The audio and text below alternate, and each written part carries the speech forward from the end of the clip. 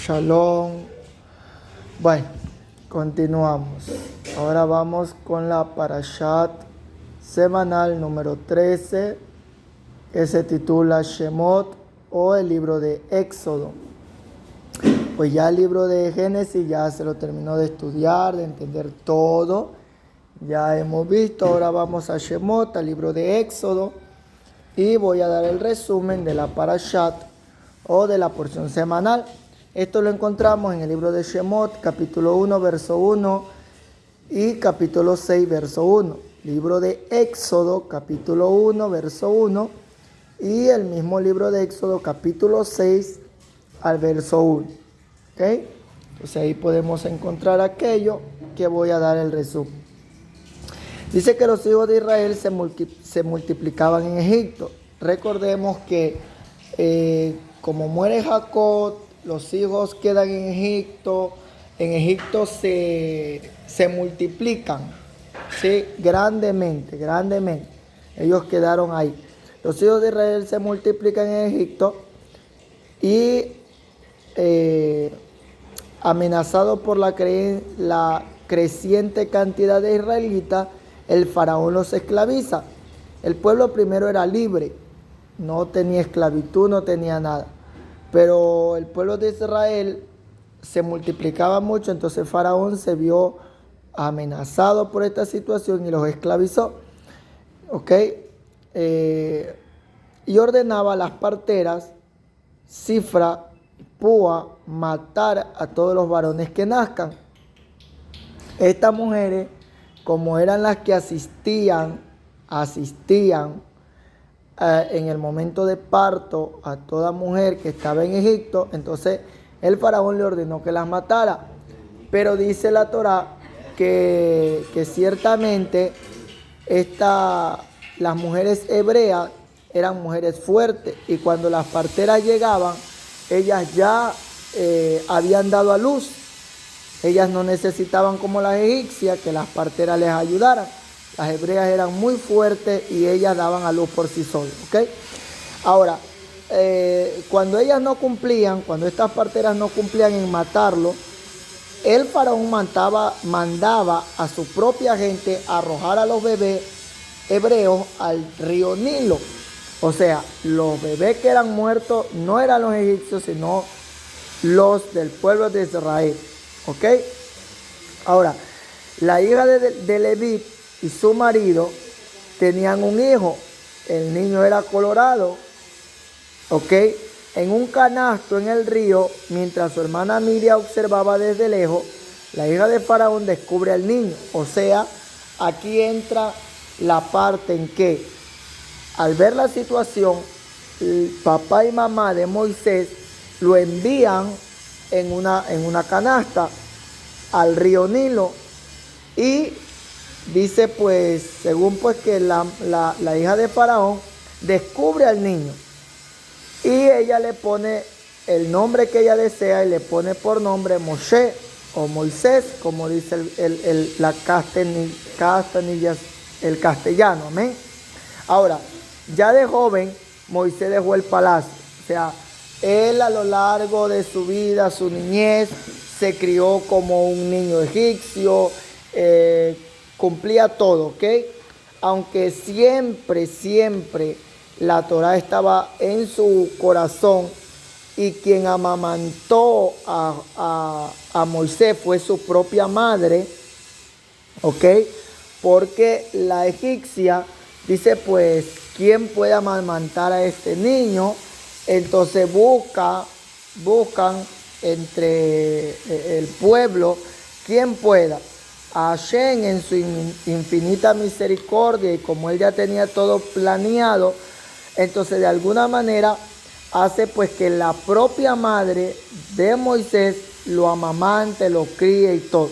Entonces él no fue amamantado por una mujer egipcia, pues bendito el Padre por aquello.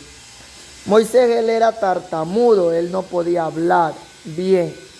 Cuenta la historia, los Midrash, que Moshe Rabenu no podía hablar bien porque él se había quemado la boca, la lengua, ¿ok? Él era tartamudo, ¿ok? No es que no podía hablar como tal, pero no era de entendible su léxico, sus palabras, era tardo, ¿no? Ahora, Moisés ya de joven, él dejó el palacio, ¿ok? Dejó el palacio porque él descubre las dificultades de sus hermanos, ¿ok? Él descubre la situación que se estaba presentando. Entonces él deja el palacio, él deja todos los beneficios que había ahí, que él había vivido, porque sus hermanos, o sea, ¿cuáles? Los hebreos, la gente que estaba cautiva, él sabía que él no pertenecía al palacio, lo que él pertenecía era al pueblo del Eterno, ¿ok? Él, su sangre no era egipcia, él no corría por sus venas consanguíneamente nada egipcio, ¿ok? Ahora, dice que en ese transcurso él ve que un egipcio estaba golpeando a un hebreo y Moisés mata al egipcio, ¿sí? Próximo día ve dos judíos peleando entre ellos. Cuando los advierte, estos revelan lo que Moisés hizo el día anterior. O sea, él ve a sus dos hermanos judíos peleando entre ellos, pero estos ya se habían dado cuenta que Moisés había matado a ese egipcio. Aunque esa muerte que él hizo, eso que él mató, no fue contado como un pecado, como una transgresión, porque lo que él hizo fue defender la vida de aquel que estaba sufriendo, pero pues esto no iba a ser visto bien por la gente egipcia y podrían haberlo matado a Moisés, entonces por eso él huye, ¿no?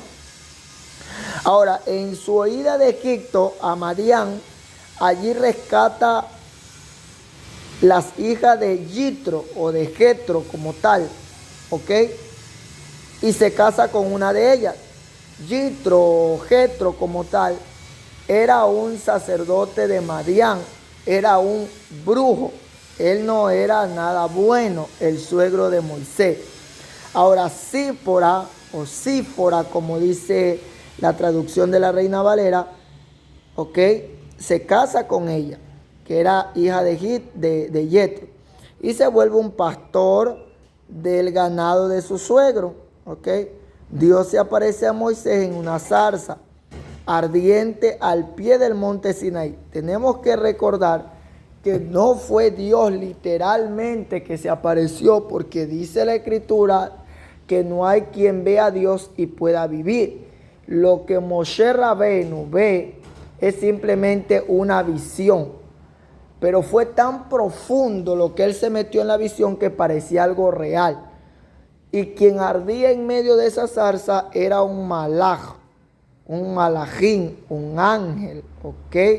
No era Dios literalmente. Esto desmonta mucho la creencia de la gente que dice, yo vi a Jesús, yo vi a Dios, yo vi acá, yo vi allá, y no ven a nadie, ¿ok? Lo que ven es las imaginaciones de su cabeza, ¿ok? Ahora, Dios le da instrucciones. Mire que la revelación empieza desde el monte Sinaí, de Har Sinaí, ¿ok?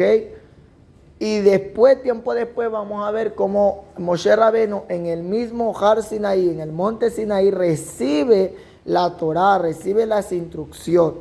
Pero ahora, a Hashem, el Eterno, le instruye a ir a Faraón y a exigirle dejar ir al pueblo libre. El pueblo de Israel estaba clamando por la libertad, clamaba, ya no se sentía bien, ya no se sentía cómodo en Egipto como cuando José estaba vivo. Recuerde que el faraón que asistió y que estuvo con José y lo honró, no es el mismo faraón que oprimía al pueblo. Los faraones, ellos se creían dioses, ¿ok? Se hacían llamar Horus vivo, el dios hombres hecho Dios, etcétera, etcétera, porque ellos eran un pueblo politeísta. ¿Ok? Un pueblo politeísta es un pueblo que adora a muchos dioses, como los cristianos. Los cristianos adoran al Padre y adoran a Jesús como Dios. Entonces ellos son unos idólatras, paganos, politeístas. ¿Ok? Y a Hashem aborrece eso. Por eso dice Devarim 6.4, Deuteronomio 6.4, Shema Israel, Adonai Eloheinu, Adonai Echad, que Dios es uno y único, no hay más. Nadie más puede ser adorado, solamente el Padre. ¿Ok? Ahora, hasta ahí parecía que todo iba a ser fácil para Moisés en ir a decirle a Faraón: deja ir libre al pueblo del Eterno a que le sirva, porque en sí lo que dice el texto literalmente es como que dice a Hashem: deja ir libre a mi pueblo para que me celebre Moadín, fiesta en el desierto, para que me haga una fiesta, para que me celebre Pesach, Rosh Hashanah, Yom HaKippurim, Bikurim, haga Shabbat, etcétera, etcétera. ¿Ok? La libertad del pueblo era para que ellos vayan a alabar el nombre del Eterno con libertad netamente física, porque el pueblo de Israel, aunque estuvo ahí, ellos nunca cayeron en idolatría. ¿Ok? Estando dentro, no. Ahora, hay mucho que entender en estos pasajes, pero vamos a ver. Para que me sirvan, Aarón, el hermano de Moisés, es asignado como un portavoz en Egipto. Moisés y Aarón reúnen a los ancianos del pueblo de Israel para decirles que el tiempo de la redención llegó. Ok, Moshe Rabeno era un Mashiach, era un Mesías, era un Salvador. Aquí viene el concepto de que la salvación no es como la gente dice: me salvo de un supuesto infierno para irme al cielo, y cosas absurda. La salvación es algo terrenal, algo que se lleva a lo largo de la vida en lo terrenal. ¿Qué es recibir salvación? Ser liberado del cautiverio, y nosotros ya hemos sido salvos. ¿Por qué? Porque ya hemos sido libres del cautiverio de las cosas paganas de este siglo. ¿Ok? Ok, la gente les cree, pero el faraón se niega a dejar ir. Además, intensifica el sufrimiento del pueblo. Ok, la gente creyó a Moshe Rabino que ya llegaría la redención. Nosotros actualmente vivimos un exilio. ¿Qué es un exilio? Un cautiverio. ¿Qué es un cautiverio? Las religiones. Ok, nosotros estamos en el cautiverio de Roma, porque actualmente la institución legal y religiosa es la Iglesia Cristiana Católica, la cual está y ha sido desde hace mucho tiempo la principal en cuanto a política, idólatra con sus politeísmos. ¿Ok? Entonces, nosotros un día que venga Mashiach, Yeshua, en caso de que venga, ¿ok? Porque en sí digo en caso de que venga, porque nosotros somos los que tenemos que llegar a una conciencia elevada, una conciencia Mashiach, y nosotros ser libres de ese cautiverio. Llegará un día donde no habrá religión alguna, y eso es lo que yo os digo, de que nosotros no necesitamos pertenecer a una religión, sino a una conexión con el Eterno, estudiar Torah, ir a la yeshiva, o sea, a la comunidad, y aprender de la Torah y estar conectado con el Eterno. ¿Ok? Nosotros no tenemos una religión, sino